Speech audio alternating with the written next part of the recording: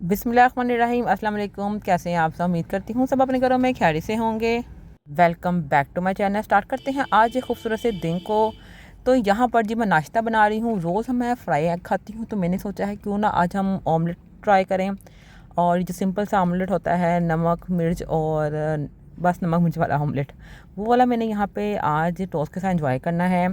Gas as usual आ नहीं रही थी, तो 12 बजे हमारे यहाँ पे गैस आती है सुबह के, यानी दोपहर के जब 12 बज रहे होते हैं। तो हम तो सुबह सुबह उठ जाते हैं, फिर नाश्ता भी करना होता है, तो तब तक तो वेट होता नहीं है। तो इसलिए हम यहाँ पे इलेक्ट्रिक चूल्हे पर ही हम बना रहे हैं अपना नाश्ता। अच्छा, इलेक्ट्रिक चूल्हे का एक मसला है, इसमें एक टाइम पे एक चीज़ बन सकती है, या चाय या फिर आप नाश्ता बना लें, मतलब एग वगैरह। तो फिर मैंने यहाँ पे एग बना ली है। उसके बाद मैंने यहाँ पे चाय रखनी है, और फिर हमने चाय को और अपने एग को एंजॉय करना है जी। नाश्ता अल्हम्दुलिल्लाह हमने कर लिया था। उसके बाद जी यहाँ पर किचन जो मेरी हेल्पर साफ़ कर रही थी ना, तो उसने बगीरा को बहुत ज़्यादा तंग किया है, क्योंकि बगीरा भाग भाग के किचन में जा रहा था। तो इसके सारे फीड यहाँ पे गीले हो गए। तो मुझे ये ना वो हेल्पर की कंप्लेन करने के लिए आया है कि वो मुझे किचन में नहीं जाने दे रही और बार बार मुझे बाहर निकाल रही है। तो मैंने उसको कहा हेल्पर को कि बगीरा को बाहर क्यों निकाल रही हो। कहती मैंने ना आज किचन को वॉश किया है, तो इसके सारे पास इस वजह से ना गीले हो गए हैं। तो मैंने कहा चलो बगीरा कोई बात नहीं, वो वॉश कर लेगी ना किचन, तो फिर चले जाना अंदर। अमूमन ना वो वहाँ पे सारा पोछा लगाती है, तो आज उसने वॉश किया था। तो बगीरा कहता है मैं नहीं कह रहा, मैं ठीक कह रहा हूँ, ये देखो वो बुबू भी आ गया कंप्लेन करने के लिए कि हेल्पर ने ना जानबूझ के हमारे फीड गंदे किए हैं, हमारे फीड गीले किए हैं। तो हेल्पर तो कहते हैं ना कि वो खड़ी होकर किचन के बाहर इतनी ज़्यादा लड़ाई करी थी। तो मैंने कहा चलो बगीरा छोड़ देते हैं इसको, अगर कुछ कहा ना तो इसने काम नहीं करना। तो बगीरा ने यार मेरी बात सुन ली है, उसके सुन ली और मेरी बात उसने मान भी ली और उसको जाने दिया। आज है मशीन डे, तो मैंने कहा चलिए आज कपड़े वॉश कर लेते हैं। बाहर तो बहुत ज़्यादा सेक है, ठीक है कपड़े वॉश कर लेते हैं आज। तो कपड़े मैंने बाहर निकाल लिए हैं। अब पहले तो उसकी ढेरियाँ बनाएंगे कि कौन से कपड़े पहले डालने कौन से बाद में। उसके बाद हम कपड़े डालना शुरू करेंगे। वैसे ही मैंने बहुत लेट हो गई हूँ कपड़े वॉश करने में, क्योंकि मेरा आदत था कि मैं सुबह सुबह उठ के वॉश कर लूँगी, लेकिन सुबह जब उठी मैं ज़ेल में नहीं ला के वॉश करने हैं।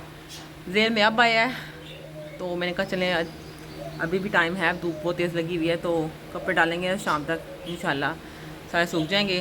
तो अब चले ढेरियाँ बना लेते हैं कपड़ों की।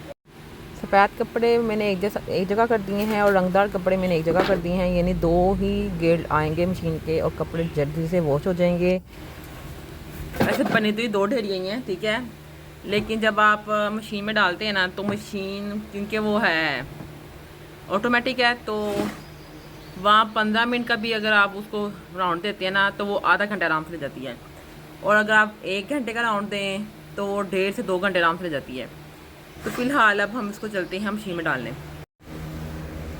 ये मशीन में कपड़े डाल चुके हैं, ठीक है। अब हमने सिर्फ सरफ ऐड करनी है, इसमें हम कर देंगे सरफ ऐड। उसके बाद हमने इसको ऑन कर देना है।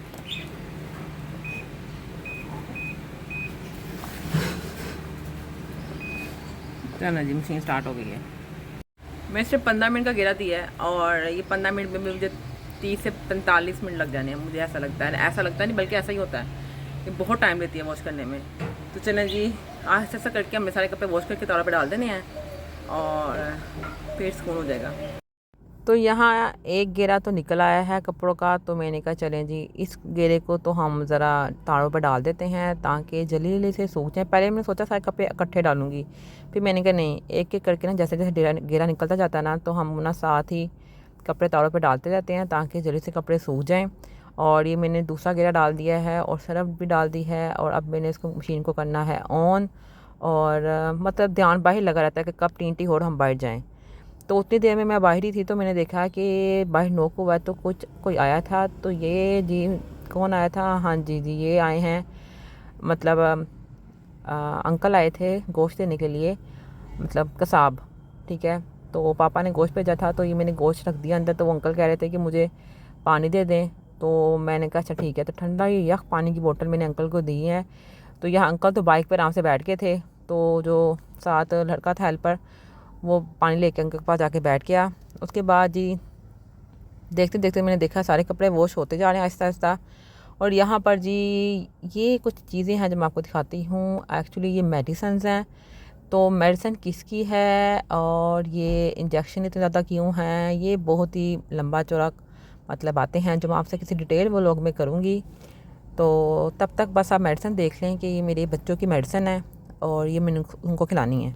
तो ये मेडिसिन है बेसिकली बगीरा की, और बगीरा की मेडिसिन आ चुकी है, शुक्र अल्हम्दुलिल्लाह। अच्छा, बगीरा को क्या हुआ है और किस चीज़ की मेडिसिन है, इस पर मैं एक डिटेल व्लॉग बनाऊंगी, ठीक है।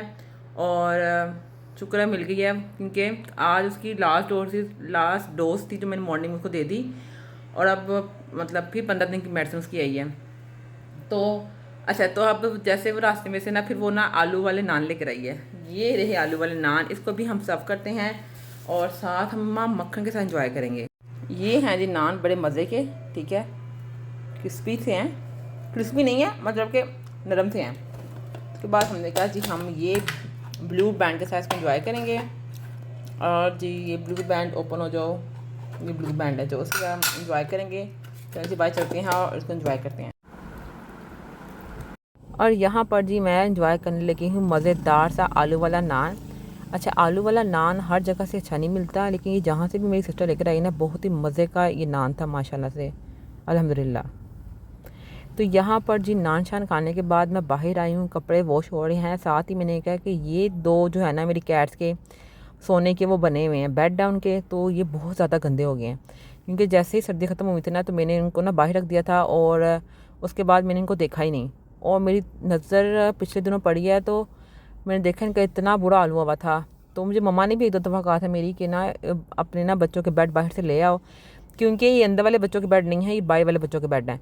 तो अब मैंने फ़िलहाल, मुझे याद ही नहीं रहा था, अम्मी की बात ही मेरी से इग्नोर हो गई थी। तो फिर फाइनली मैंने ना आज ये मेरे हाथी चढ़ गए हैं दोनों बेड, तो मैंने इनको अच्छी तरह सर्फ लगा के और ब्रश मार मार के वॉश किया है। पहले तो मैं सोची थी ड्राई क्लीन करवा लूँ, फिर मैंने कहा नहीं, मैं खुद भी तो वॉश कर सकती हूँ। तो ये मैंने इतने अच्छे तरीके से इनको वॉश कर दिया है और धूप में रख दिया है, और ये जी एक दिन में सूख जाएंगे इंशाल्लाह ताला। और इतने प्यारे लग रहे थे ना वॉश होकर, जैसे न्यू ब्रांड में लेकर आई हूँ। ये देखें ज़रा।